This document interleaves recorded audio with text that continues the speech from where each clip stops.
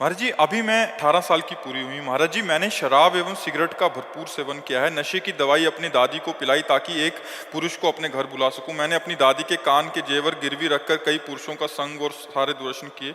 जब ये बात माता पिता को पता लगी तो उन्होंने महाराज जी फोन छीन लिया। महाराज जी, अभी भी मनमाने आचरण कर रही हूँ।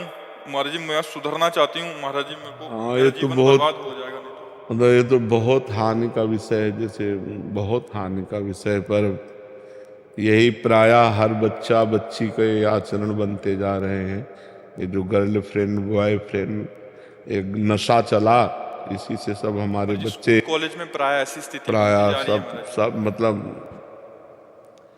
बहुत कठिन है। बहुत बहुतों का प्रश्न है और सबकी लगभग हम देख रहे हैं महाराज इसमें हम इसलिए असमर्थ हैं कि अगर आप सुधरना ना चाहो तो आपको कोई सुधार नहीं सकता।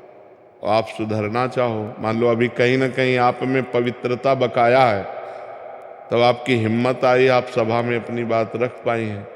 अगर पूरी अपवित्र अंतःकरण की वृत्ति होती तो आप बोल ही नहीं सकती थी। जी पहले नाम जब होता था, आपका सत्संग में सुनते थे, पर जब से बुरे आचरण होने लगे सब छूट गया। आप पहले तो नियम लो कि कभी शराब नहीं पियोगी, ठीक है।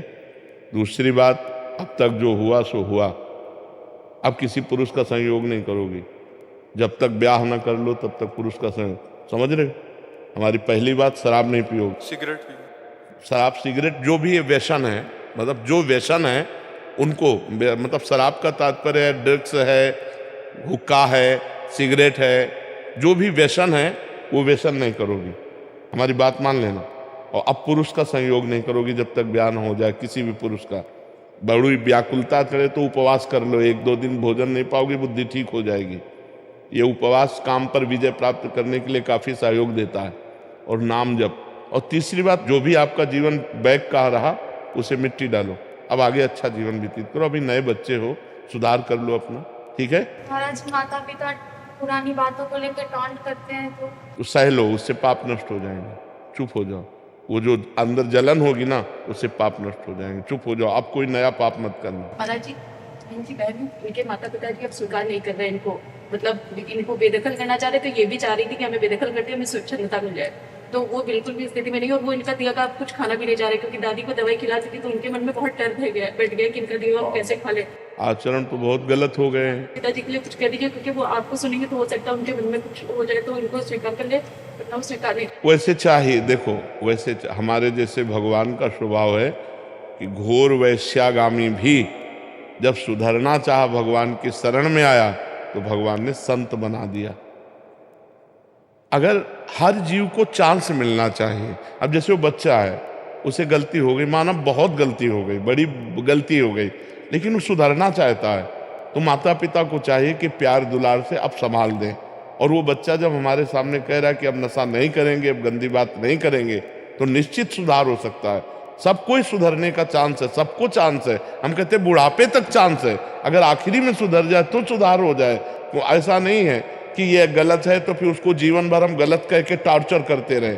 नहीं, गलती हो गई, अब उसका सुधार हो जाना चाहिए, और वो सुधरना चाहती है, उसे चांस देना चाहिए। माता पिता को, बहन भाइयों को चाहिए कि चांस देना चाहिए। अच्छा, बेदखल कर दो, अब वो गंदी बातों में और गिरती चली जाए तो उसका जीवन नष्ट हो जाएगा। माता पिता यद्यपि गलती की है, दंडनीय गलती की है, पर अब उसको क्षमा करके उसको दुलार देते हुए आगे बढ़ाओ। सबको सहयोग करना चाहिए एक दूसरे का, कि गिरते हुए को थाम करके आगे बढ़ाने का, ना कि गिरते हुए को लात मार के और फैला देने का। अब माता पिता छोड़ देंगे तो गिरते हुए को और गिरा दिया ना, अब वो तो और स्वतंत्र हो जाएगी और पागलपन चढ़ जाएगा, फिर क्या आएगा अंतिम में, राइट। महाराज जी, सामर्थ्य नहीं है छोड़ने की।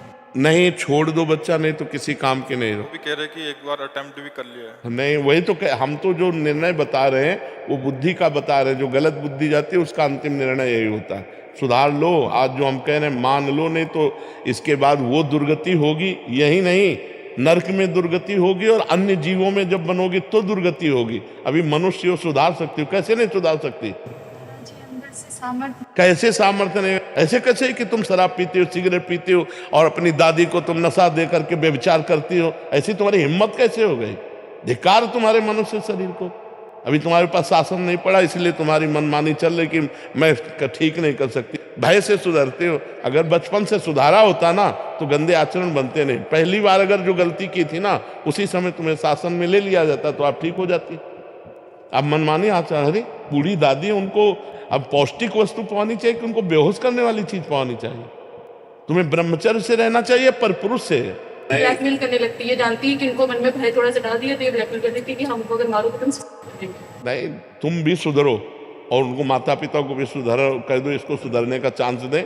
सुसाइड कोई अंतिम निर्णय नहीं है, बहुत दुर्गति होती है सुसाइड के बाद। आप 5 स्टार होटल थोड़ी रखा कि क्या होटल में पहुंच गए, दुर्गति है, प्रेत योनि की प्राप्ति होती, महान दुखदायी होती है। सुसाइड को तो सोचो मत, अपने आचरण को सुसाइड कर सकती हो, शराब नहीं छोड़ सकती, व्यभिचार नहीं छोड़ सकती, गंदे आचरण नहीं, नाम जप करो और सुसाइड की कभी सोचना मत। और माता पिता से कह दो कि एक बार क्षमा करो, उसको अच्छे मार्ग में चलने का